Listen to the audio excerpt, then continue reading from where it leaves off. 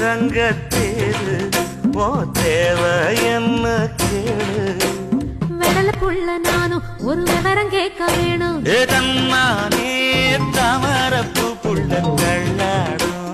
தண்ணி இல்ல தாமர பூத்திருச்சே மாமா தாவணி வாங்கி வாங்க ஊரெல்லாம் கூட்டிக்கிட்டு